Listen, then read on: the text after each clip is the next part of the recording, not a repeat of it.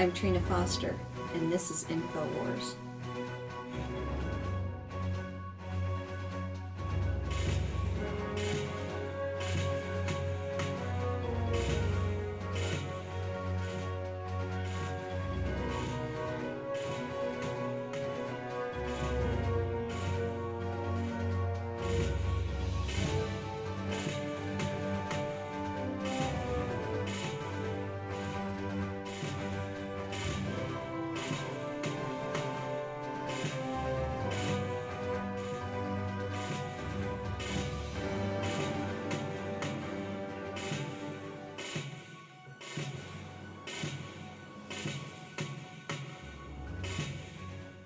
Talk to you about a couple of veterans that has succumbed to such deviant behavior.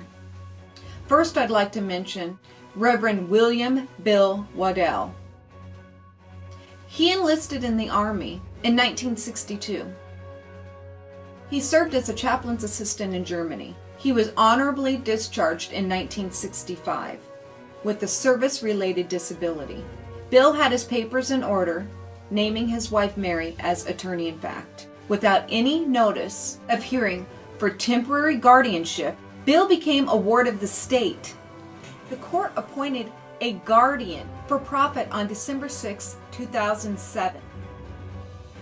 Mary was informed by the temporary guardian that guardianship trumps POAs.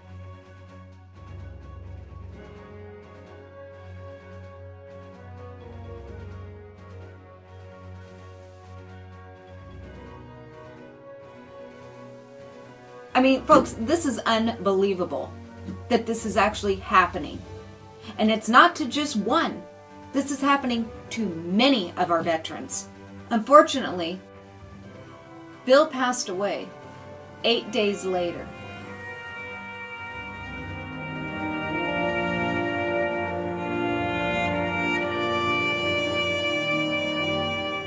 On December 14th, 2007.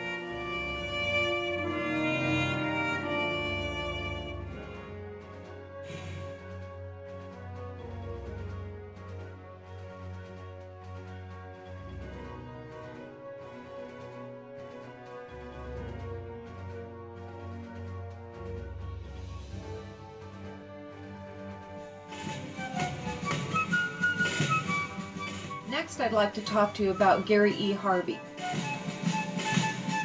He served in the Army as a Special Force Ranger during the Vietnam War. He was honored with the National Service Defense Medal and as an expert M16 rifleman. He was honorably discharged in 1971 after suffering a serious accident. Gary became a ward of the state. He is now confined in a hospital and denied the comfort of his home and life with his wife.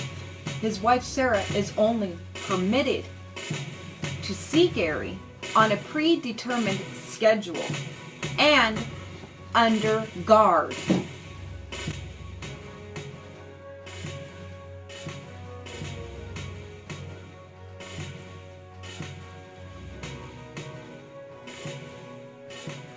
All medical conditions, including those of life and death, are made by perfect strangers.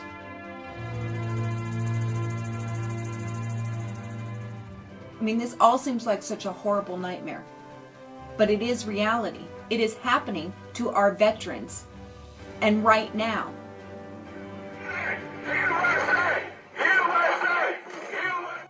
Over 30,000 Americans have been injured to date in this current Andrews Tower, good morning. Angel Flight Bravo 02 ready for takeoff. Angel Flight Bravo 02, you're number 1 for takeoff. Runway 25, get them home, boys.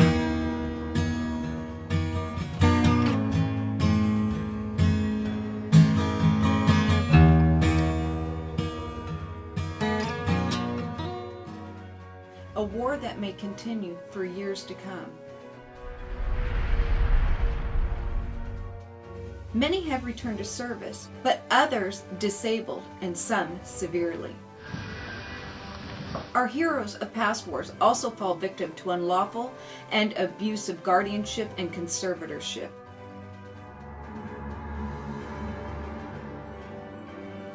either as a result of disability or advanced age. These numbers continue to escalate. There are some scum-sucking vermin that target our disabled veterans. They would take control of my money. They wanted to take control of your money. They are lured by the veterans' benefits, disability, pensions, and now even their Social Security benefits. And our aging veterans are even more tempting to them. Take control of your own personal money? Perhaps they have secured well-managed estates to accompany their pensions. Why would the VA tell you that they think you're making too much money? Denied the very rights and liberties that they fought for, and yet confined to nursing homes and VA hospitals that are far less than adequate accommodations.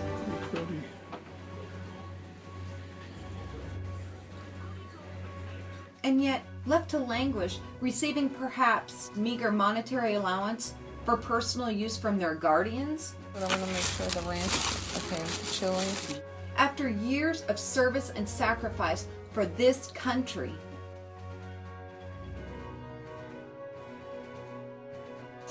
It made you mad, obviously. I want to call him. They were upset about the way he was spending his money. Is this the future that our veterans have to look forward upon? But also when they need us. $65 a month. 2600 from the VA. Social Security $1,500. $1,200 for now. Supporting the troops and the fallen heroes should mean supporting them, not only when we need them, but also when they need us. And believe me, they need our support right now to help them fight. The VA's fiduciary policies has policies in place that are intended to ensure that qualified fiduciaries are selected and monitored regularly.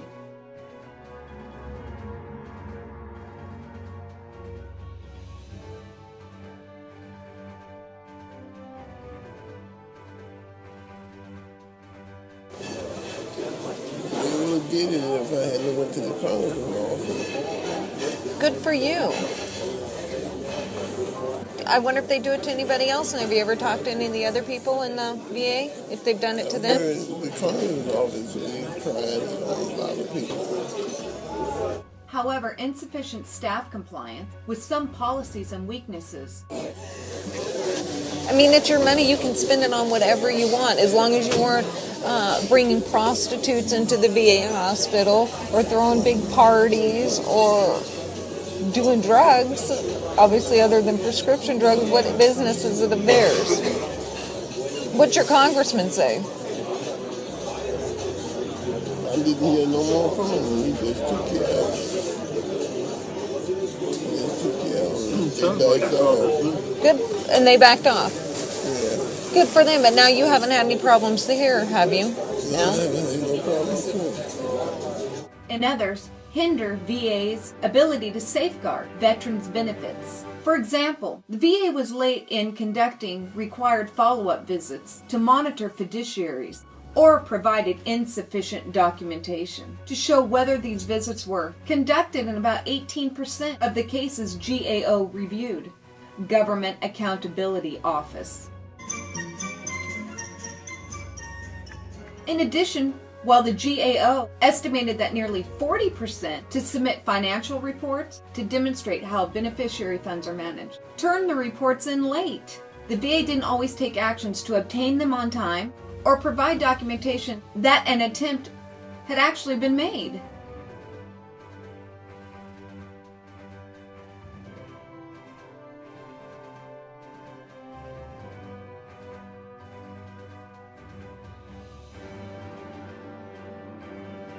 Documentation that a bond was secured when required to safeguard beneficiary estates, or that requirement was waived. Fiduciary program managers and staff said that they did not always comply with VA policies due in part to a lack of time. The VA doesn't even currently have a nationwide policy review. The GAO office also found that files didn't often contain the documentation that a bond was secured when required to safeguard beneficiaries' estates, or even better, that requirement had been waived. Fiduciary program managers and staff said that they didn't always comply with the VA policies.